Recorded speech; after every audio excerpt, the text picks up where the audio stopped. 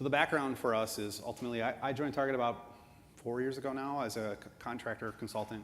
And I worked on some of the other product or program to get omni-channel working for Target. So Target is a not new company, right? So we've got some pretty old legacy systems, i.e. mainframes, where like our stores stuff is old. And then our not store stuff is pretty new, relatively new, right? So making those two things work together is, we're going to be the first, we are the first sort of platform for being able to consolidate inventory and availability, which we talk about, at Target. Which, since we have 1,800 stores, and we're doing roughly around, I can't remember how many inventory events, it's on the orders of tens of millions or 100 million or something like that, inventory events a day, becomes a pretty challenging and exciting problem.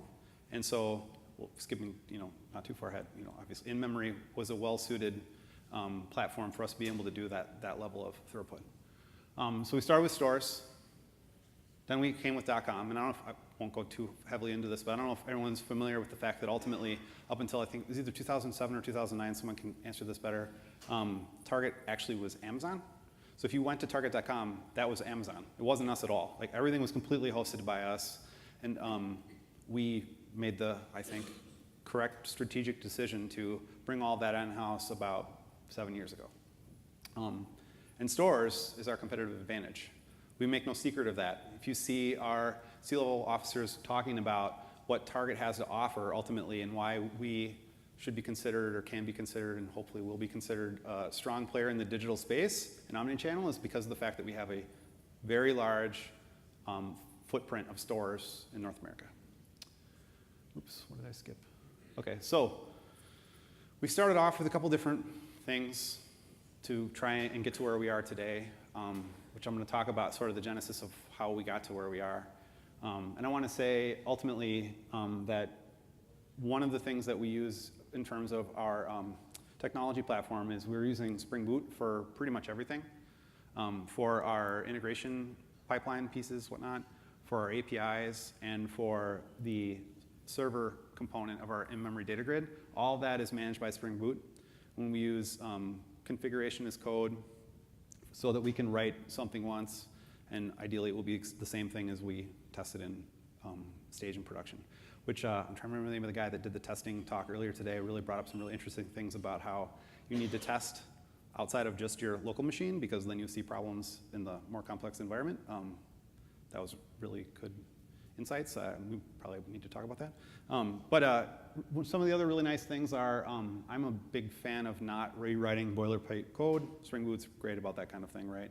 And also, we don't have to ship to some Tomcat container. We just deploy it as a jar.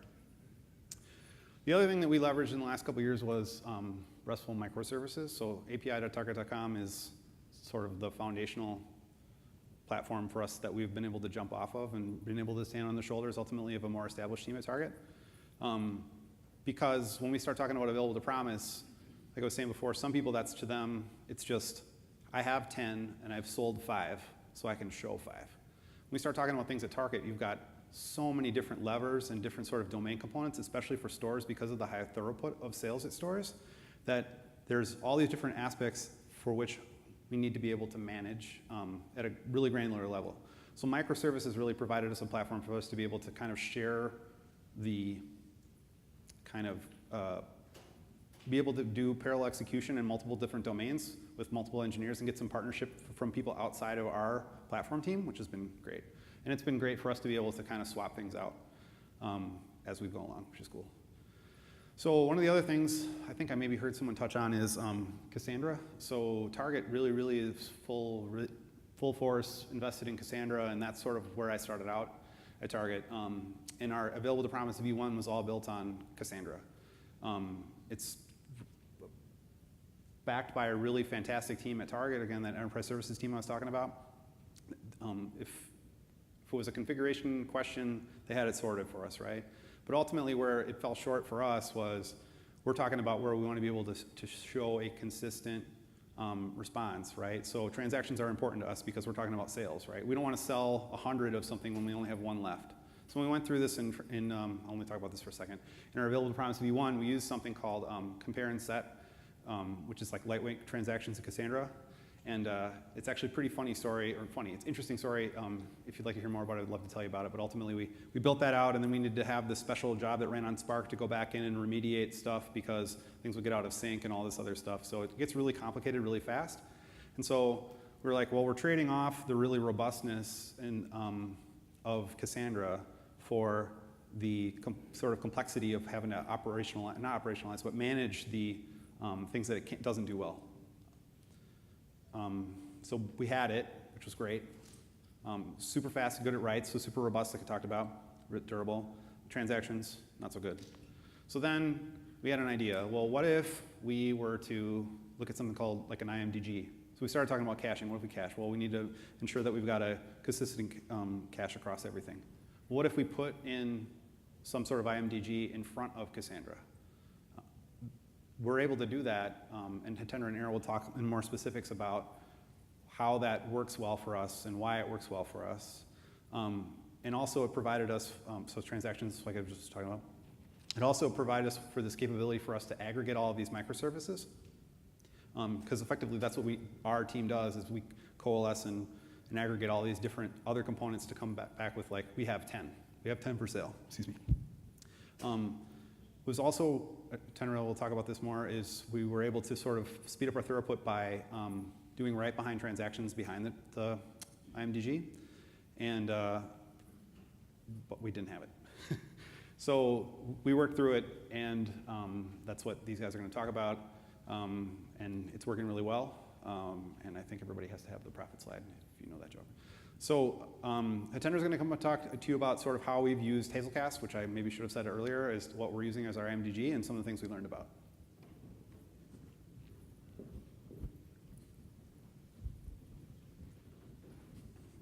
So good afternoon, everyone.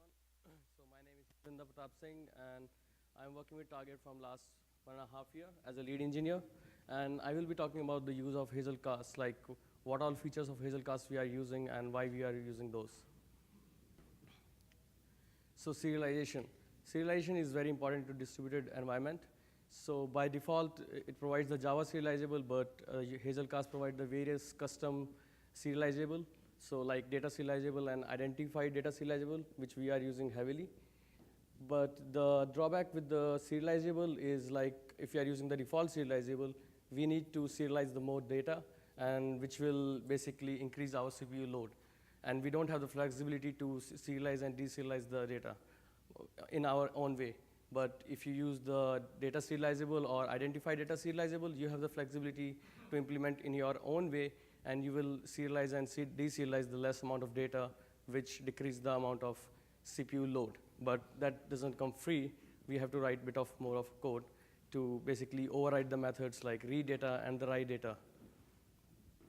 So it's more resource efficient in terms of CPU and memory. And we have seen, when we have done the comparison between the default Java serializable and the identified data serializable, we have seen the increased throughput.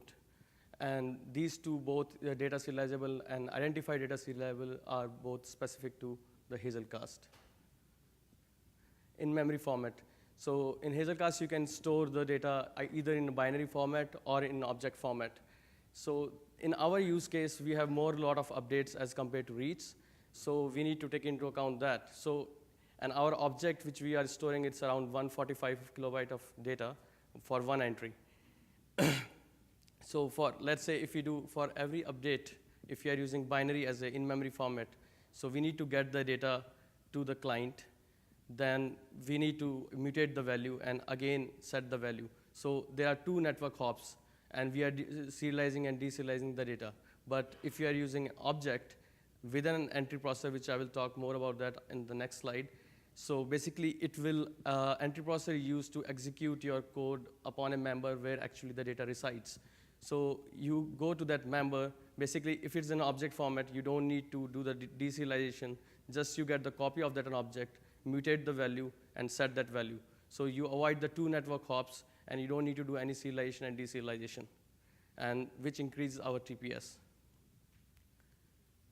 So entry processor, again, it's like if you want to execute your operation on the member where actually the code resides. So one of the best advantage of using entry processor is to handle the concurrent operation. So it internally uses the partition thread, which they call it operation threads, to execute the operation. So we want to have the synchronization on the product. So we are storing the product level data, and we have to handle the synchronization over that. So either we could have used the distributed lock or the entry processor. But if you are using distributed lock, so on the client side, you have to acquire the lock. You need to get the data. Then you have to mutate the value. Again, send that data to the server which has the data and unlock. So if you see, again, it's doing the serialization and deserialization, and it's using 2 network hops to do that the same. But if you are using entry processor, you again going to on that particular member which has the data, you are getting the object, the copy of an object, just mutate the value, whatever the computation you want to do, and set it. So again, it eliminates the costly network hops. The one of the main thing you have to keep into account if you are using the entry processor, avoid the long-running process. Because we are using the same thread, if you are doing the operation for the same product, if you are running the long-running operations, you might starve that thread. Because the other update statements might be waiting for that thread to work on. So avoid the long-running execution inside the entry processor. And again, it's a serialization savings. So this is a sample code. Like if you want to edit the salary, if you want to increment or decrement the salary of an employee. So this is an entry processor. Basically, whenever we execute on the entry processor, we come to this process, the execution come to this process method where you basically do the entry.getValue, which is a copy of that object, and you are mutating that value, and you have to again set that value because it's not a reference, it's basically a copy of that. Map store. So HAZELCAST provides the 2 functionality like map store and map load. So if you want to interact with your persistent data store, if you want to load your data from a persistent data store into a cache, then you can use map load. And if you want to basically stream your events from a in-memory to a persistent data store, then you can use map store. And you can, so we are basically using the map store just to store the events to the persistent data store. So either you can do through a write behind strategy or write through strategy. So write through means it's a kind of synchronous, and write behind it's an asynchronous. So in our case, if we do the write through, it was taking a lot of time, so we prefer doing the write behind. And they have one more thing like write coalescing. Write coalescing means like by default it's true, which means it will only update the last updated value. It will send the last updated value for an entry. So we don't want that. We want to stream all the events to a persistent data store, so you can set it false. And this whole write behind strategy and all, it's depend on the across a node, we can set the write behind queue capacity. So like how many events you want to have into that queue, and which depending upon your configuration, you can say, okay, after every 1 second, I want to flush all the events from that write behind queue capacity and stream those events to your persistent data store. So this is a configuration. So let's say if we have a map like employee events, and so we can set the map store config, the implementation, whatever the implementation you want to do, whatever the persistent data store configurations will be there, and whatever the microservices you are using. So if you are using the write delay seconds of 0, that means by default it's a synchronous operation. And if you use any other than 0, it will basically store those events into a write behind queue capacity for that amount of time. And you can define the batch size, like how many batches you want to push to the map store and execute those events after every 1 second. And we have set the write coalescing factor as a false because we want all the updates for that entry. We don't want the last updated event. Executor service. So HAZELCAST has its executor service. So basically, when we use the map store to stream the events to the persistent data store, there are some kind of validation we need to do that.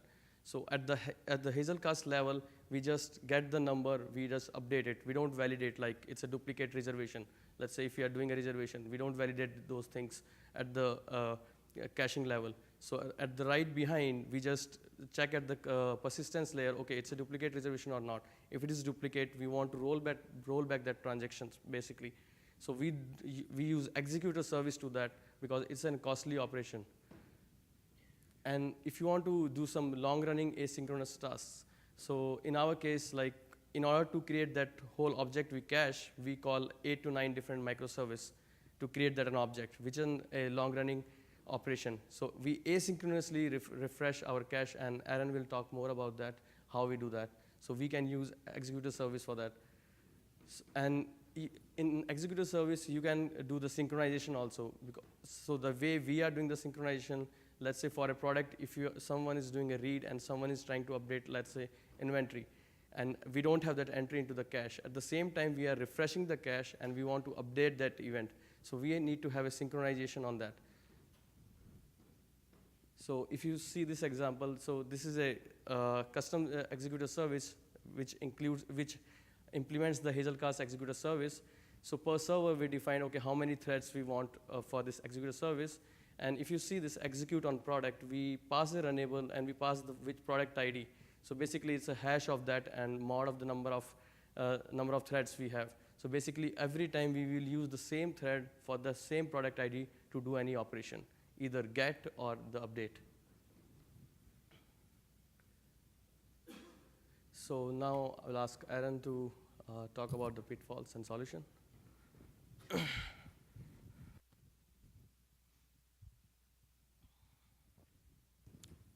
right. Hopefully my microphone's on. My name's Aaron Wickenberg. I'm an engineer with Target in Minneapolis. And I'm going to talk about some of the pitfalls we had with setting up an in-memory data grid and with HAZELCAST specifically, and then how we were able to solve our problems. And hopefully it'll be useful if you're considering doing something similar. So the old line is, doctor, it hurts when I do this. So of course the answer is, well, find some way to not do that. One initial issue we had is with cache refresh. So when we first deploy our service, the primary thing we're storing in our map in HAZELCAST is product information. So the key is a product ID, and the value is, like Hiten said, about 150K object of mostly inventory information and other data about the product. So initially, when we deploy our service, the cache is empty, the map is empty, but calls start flowing into our service from clients who want to get data from us, who want our inventory information. So initially, the cache is empty, and so we have a lot of cache misses, and response time is high. So it can take, we wrote our software so that when we do have a cache miss, in addition to calling the microservices to service the request and get the data, we also asynchronously on our servers load all of the data for that product into the cache. So the cache kind of grows organically as requests come in, but there's no real bound on how long that might take, and we wanted to ensure that we don't have high response times and a lot of cache misses for a long time. So basically what we did is we wrote a script that does database query to get a list of about 850K products that we want to store in our cache, and then it makes REST calls in parallel to our service to sort of forcibly load those products into the cache. So in our case, we found out to refresh about 850,000 products, it takes around 5 hours, which is about 50 TPS. So it's a pretty significant amount of time. And there's definitely response time impact while the refresh is running. It puts a pretty good load on both our service and on the microservices. So it's not something we want to do during the day. We try to schedule it late at night or during sort of off times so that we don't have so much impact on response times. Additionally, we implemented a cron job to automatically run the refresh script. So every night we do what we call a delta refresh, which refreshes products that have changed since the previous day, just to ensure the data is correct in our cache. And then every week we do a full refresh at night to ensure we have all the right products in our cache and all the data is up to date. So that's cache refresh. Next, I'm going to talk about some deployment issues that we had. So there are a few different types of changes we can make to our code that kind of cause different scenarios for deployment issues. So ATP is basically structured as a set of servers that store the cache objects in the HAZELCAST map, and a set of clients, and the clients actually receive REST requests and then execute the entry processor to get the answer and return it as a REST response. So sometimes when we want to make a code change, it may only affect our clients. In that case, the situation's pretty easy. We can just deploy an update to the clients and restart them, and it's fast and it's simple. What's more complicated is if we have some change to our service that affects the server, because then we have this big cache of 850,000 items. We don't want to just blow that away and restart because we're several hours away from a cache refresh being done.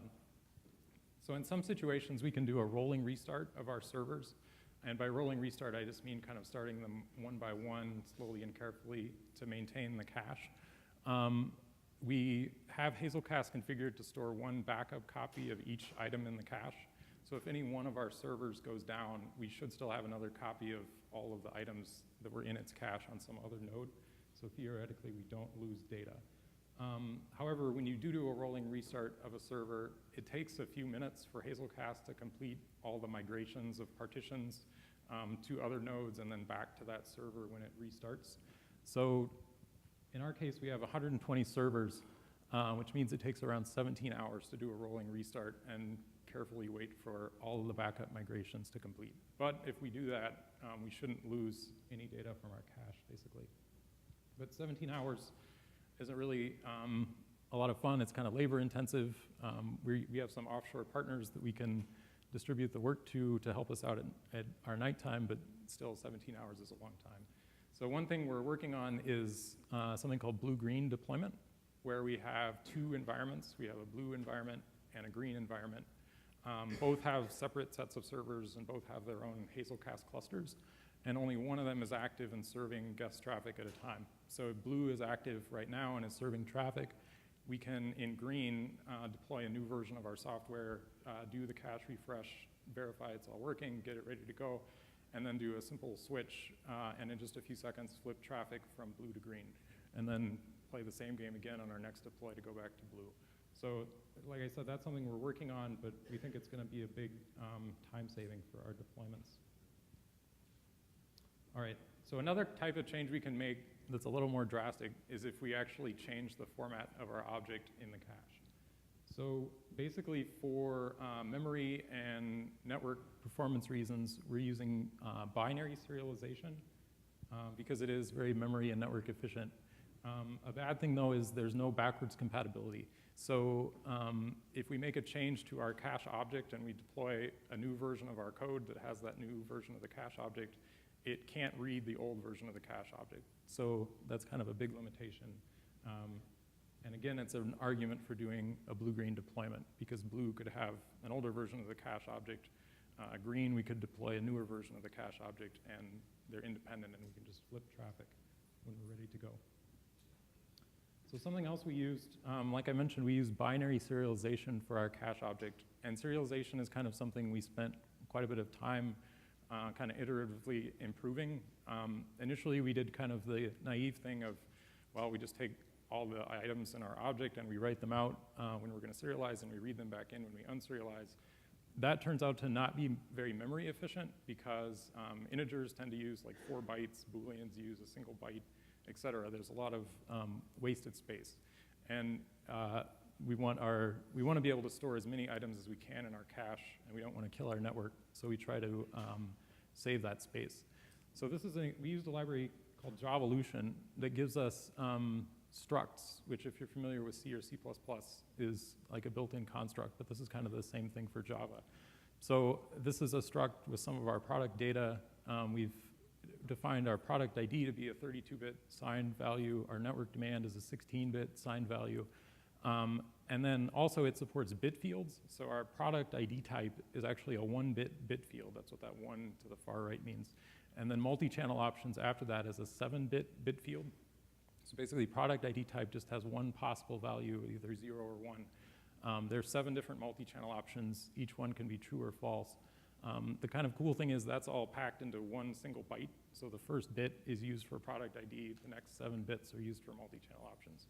So this gives us like a huge amount of power over the memory layout of our objects. Basically, we can control it all the way down to the bit level, but yet it's still relatively easy to use. So this is what it looks like to read and write data using the Javalution types. We have this byte buffer of backing data that's our actual buffer of object that we're storing in HAZELCAST. And then at the bottom, there's a getter and a setter for a product ID field. So both of those get this product struct and then access the product ID field and either get or set it. the magic is kind of in this get product struct method. So we have a thread local instance of the product struct so that we don't have to create a new instance of this struct object every time we call a getter or a setter. And then we can set this backing data byte buffer on the product struct. So if you're familiar with like C code, it's kind of similar to like having a byte buffer and casting it to a struct and then being able to access the fields in it. So Javalution is doing all the heavy lifting here. We did an earlier implementation that did like a lot of kind of bit twiddling stuff on our own, but that's hard to do and it's easy to get wrong. So Javalution kind of takes care of all the low-level details. And then to serialize and unserialize this object in HAZELCAST, it's just a big byte array. So that's very simple.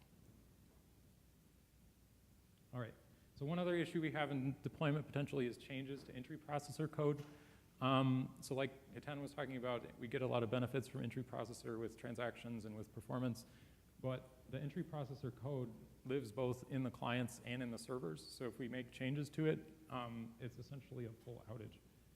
So we have to restart all the clients and all the servers whenever we change that code, which has caused a number of full outages for us. So again, that's yet another reason or yet another problem that we think blue-green deployment is going to help out with.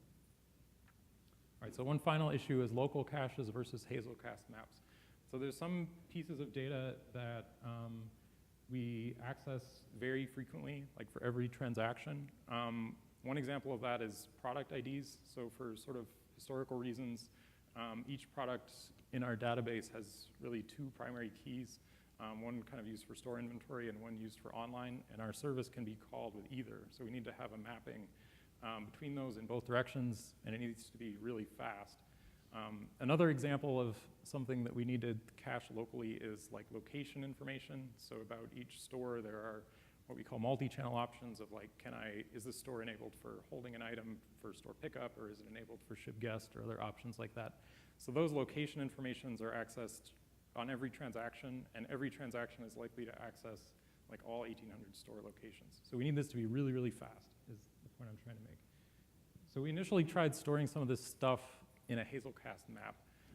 And there's a feature of HAZELCAST maps called a near cache, which is basically a local cache in the node that holds recently used values for better performance. But we had scaling problems. It didn't perform as well as we wanted. So what we ended up doing for these really frequently used pieces of data is we just use local Guava caches. Guava has a nice cache object. And then we keep them in sync with HAZELCAST topics. So HAZELCAST has a topic where you can publish a message and it goes to all the nodes in your cluster. And that's how we synchronize our local caches. So in summary, some of the things we talked about. Serialization is really important. We saved a lot of memory and a lot of network usage by making our serialization really efficient, and we increased the number of items that we can store in our cache pretty significantly. Entry processor, we get a lot of benefits from that for transactions and for being able to do fast updates and fast get calls. And also, like Hiten said, using the object format for updates is beneficial.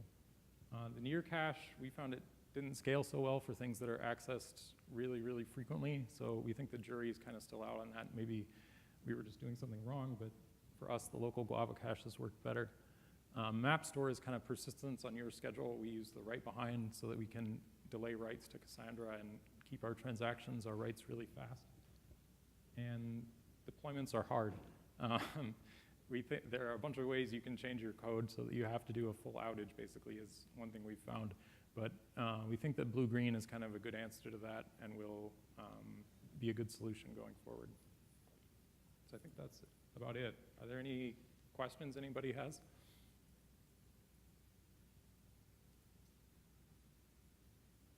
Go ahead. How much benefit do you got from this finally optimized serialization compared to your original configuration? Do you remember I don't remember where we started out exactly, but.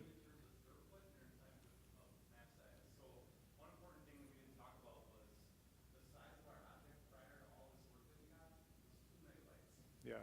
So when we're talking about 1 million products, we would have had to pay for a really, really large number of servers for us to be able to have our entire thing in cache. And so that's why we spent the couple months probably of work to get that done. Yeah. So sorry, go ahead. That's probably about a 10-time reduction by the time we got to the end. And terabytes, so parameters and code to the owner of the object. So in order for us to be able to do that effectively is why we wanted to go to object versus binary. So object means, I think, ultimately that it's a little bit larger footprint on disk, but you get all of this incredible savings and throughput. And I don't remember the numbers, but it was crazy faster than having to do the serialization, deserialization, and come back. All right. Other questions? Yes?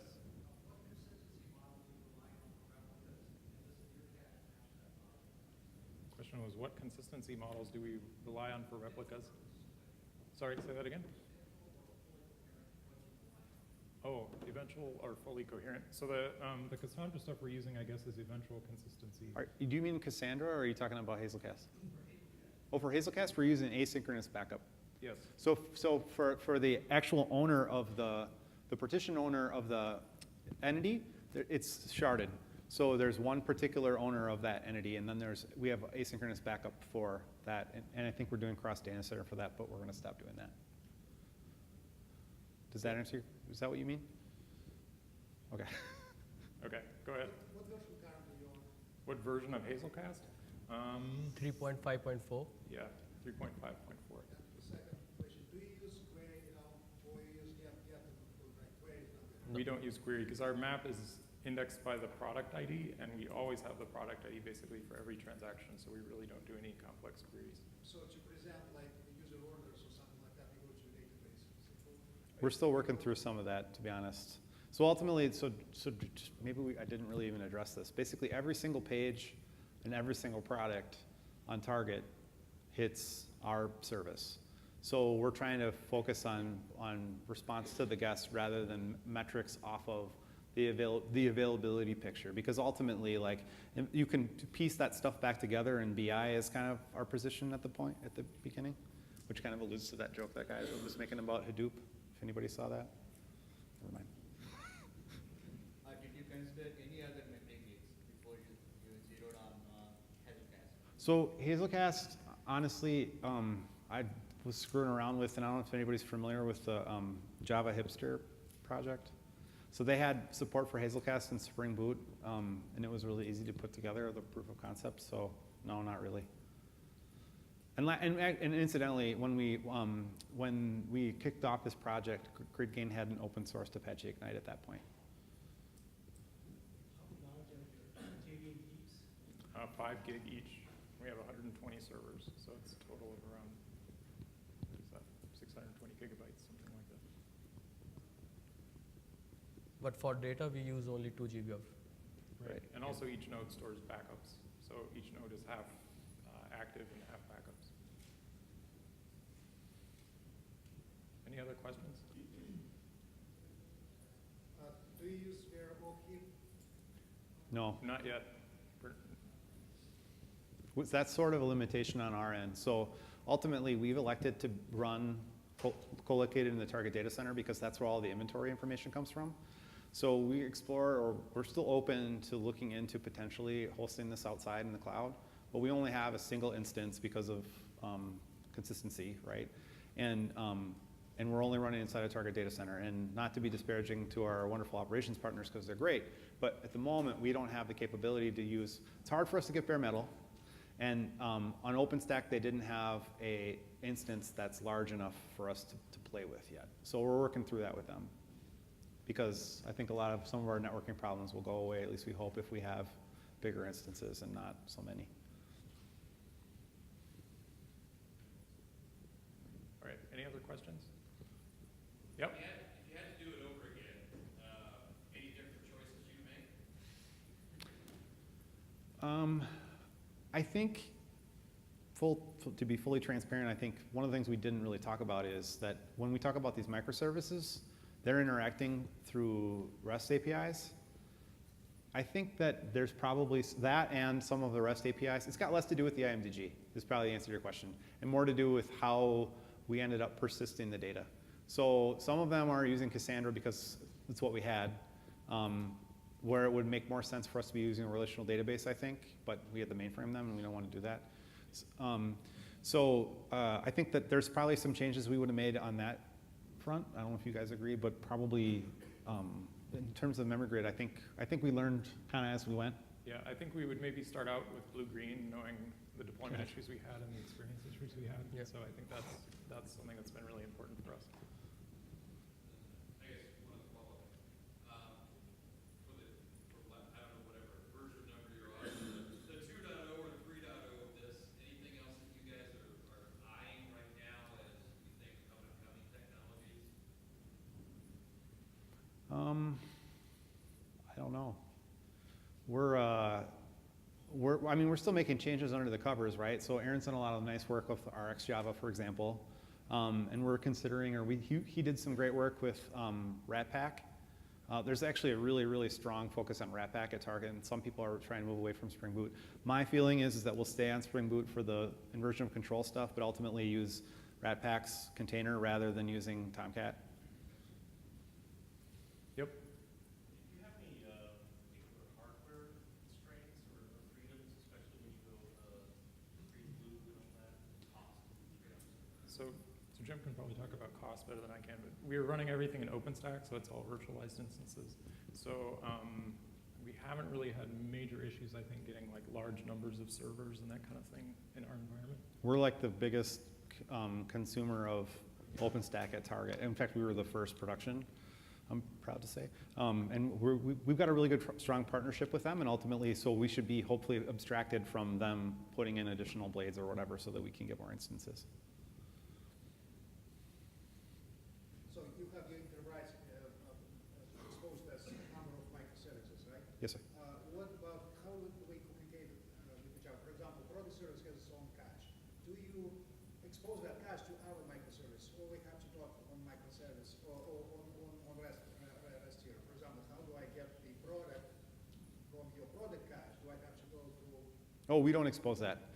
So I see what you're saying. So the question is ultimately the microservices that are we consume, how do we expose those to our other partners? So those APIs, the majority of them are exposed to our API gateway inside of Target.com.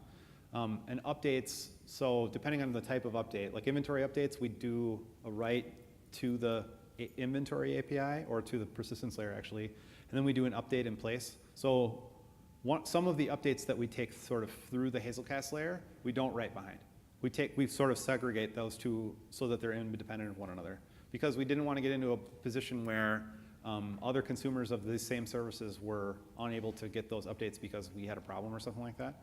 And also, if they were having a problem, we wanted to make sure that we were getting updates as fast as possible, right? So like I think I mentioned, we're on the order of, it's in the tens of thousands of transactions per second towards peak, I think, for inventory updates. So we really needed that to scream. So sorry, to answer your question is, how do they get access to these other services? I had a little bit different kind of. So you have, for example, two applications. One is an inventory service and order service. Order needs to know about inventories, right? Right. In the system. So you want to make sure that your inventory is available. Do you go to cache directly, or you make a REST call to your inventory service? Depends on the consumer. So majority of consumers at Target, sorry, the question is, do people go through us or do they go to the inventory service? And the answer is, we're a collection of resources effectively of these other APIs. If people are interested in the answer of what is the answer to the collection, they'd come to us. And if they're interested in like what is the answer to my question for this subcomponent, they go to that. Now arguably, most people on the site won't be interested in like what's my raw inventory at the store. Although if for our supply chain partners at Target, that's the only thing they're interested in. I want to know how many you have on the shelf. I don't care if they're sold. I just need to know if you have them. I mean, they might want to know the answer to that question too, but they need to know the sort of more raw data question. And ultimately, that's handled by the downstream service. So, but how do you take care of if they go out of sync? Like Well, hopefully they don't. No, I'm just kidding. So the question is, how do they go out of sync? And the answer is that that's what this cache refresh that Aaron was talking about is. Ultimately, we ensure that they're in sync by what we call the loader services. And then ultimately, we periodically, we delete and update the record. We sort of scramble through the keys essentially and say, all right, update this one, update that one, and then periodically, and then we update all of them. I think we're out of time, so, all right. Feel free to grab any of us. We'd love to talk. Thanks, everyone.